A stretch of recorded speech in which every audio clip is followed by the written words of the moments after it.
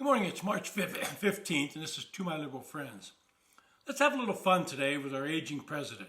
He really is like the old uncle that comes to dinner and has a lot of amusing stories that we chuckle at, but know that he's living in some fantasy world.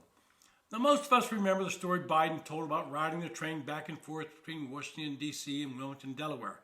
The part of the story that's true is that he did ride that Amtrak train a lot of times. But here's a story that he tells from his own words, and I'm going to quote him. I commuted every single day, 263 miles a day on Amtrak from the time I got elected United States Senator. As a matter of fact, when I was vice president, I used to like to take the train home when my mom was very sick and dying. And I'd come home every weekend to make sure I'd take the train home. And I'm getting on one Friday, and then one of the senior guys on Amtrak, Angelo Negri, I got to know all the conductors really well. They became my friends. And Ange walks up to me and says, "Joey, baby," grabs my cheeks. I thought the Secret Service was going to blow his head off. I said, "What's up, Ange?" He said, "Joey, I read in the paper you traveled 1.2 million miles on Air Force planes because they keep meticulous tabs of it." And I said, "Yeah." He said, "You know how many miles you traveled on Amtrak, Joey?" And I said, "No." He said, "The boys and I figured it out." He says, "You traveled 2 million. And I think it was 180, but 2.2 million miles. And I said, "How did you get that answer?" He said, "Well, 267 miles a day. We figured you traveled 119 days a year for 36 years, and then you traveled as vice president." And then he goes, "So Joey, I don't want to hear this about the Air Force anymore." This is how he remembers it in his aging mind, but the facts don't bear him out. The AP fact-checked this story along with several other media outlets. Negri could not have had that conversation because he was already deceased by the time Biden logged 1.2 million miles on Air Force Two.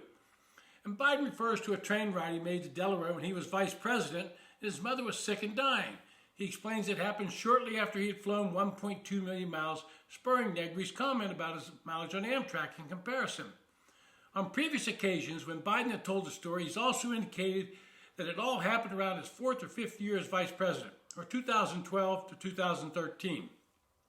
Although in a rendition of the story he told to a crowd in Scranton, Pennsylvania, Biden suggested it was his seventh year, which would be 2015. In any event, Biden's mother, Catherine Eugenia Jean Finnegan Biden, died in 2010, well before the middle of his vice presidency. Now, it's plausible that Biden logged 1.2 million train miles as vice president by early 2016, based on accounts around the time by Biden and David Letterman, the vice president's official photographer. But Negri had long retired as Amtrak conductor in 1993 and died in May of 2014. And even after the media has debunked this story, Uncle Joe continues to tell it, as he did again this January. My point is, this is the type of story your favorite uncle or your grandfather tells at the dinner table. There are a few facts that are correct, but in his aging mind, he jumbles them, and after he has told the story for the umpteenth time, he believes it to be true, and nobody challenges him. They just roll their eyes. Well, here's another of Uncle Joe's stories. Footage been discovered from 2007 when Joe Biden claimed to have been arrested at age 21 for entering the Senate chamber and sitting in the presiding officer's chair. Here's what he then told to David Letterman on CBS. Quote, "I came up on a Saturday morning because I was fascinated with the Senate and they had a Saturday session. I walked up, those days no guards stopping you anywhere, and they just got out of session. I walked in the back and all of a sudden I found myself in the chamber and I was stunned. I walked up, sat in the presiding officer's seat. Guy grabbed me by the shoulder and said, 'You're under arrest.' Now once again, I point out that the people Biden's age say things that they remember saying in their past and forget that they may have corrected themselves. When he left the Senate in 2009, he related that story again, but said he'd not been arrested. And there's a lot of other facts in that story. Look, I worked in the Senate at that time. There is no way you could walk on the floor of the Senate unchallenged. There was Sergeant at Arms people there. There were Capitol Police there. It just did not happen. And this week he said that he's always been for same-sex marriage. He made up some story that as a teenager he saw two well-dressed men kissing as he was being dropped off at high school.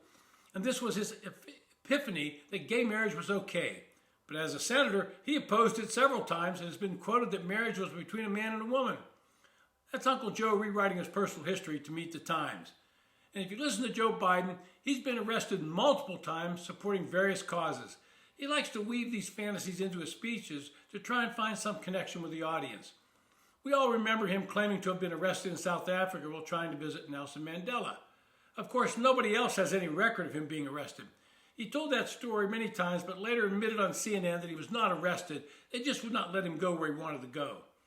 This is the same Joe Biden that claimed to have visited the Tree of Life Synagogue in Pittsburgh after the shooting massacre, only to have that fact checked, and turns out he made a phone call.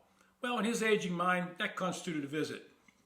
Biden also claimed to have been involved in the civil rights movement and said when he was 17, he participated in sit-ins to desegregate restaurants and movie houses. Now, this is the same Joe Biden that opposed student busing in Delaware as a senator. He was called out on that by Vice President Kamala Harris during a debate in the last election. I mention all these memory gaffes, or are they just flat-out fabrications of an old man trying to be something he's not, to re-emphasize my point that after the age of 75, you should not be allowed to run for federal office. I hope Donald Trump hears that as well. This has been To My Liberal Friends. Thanks for listening. If you enjoyed the podcast, hit the subscribe button and please recommend it to your friends.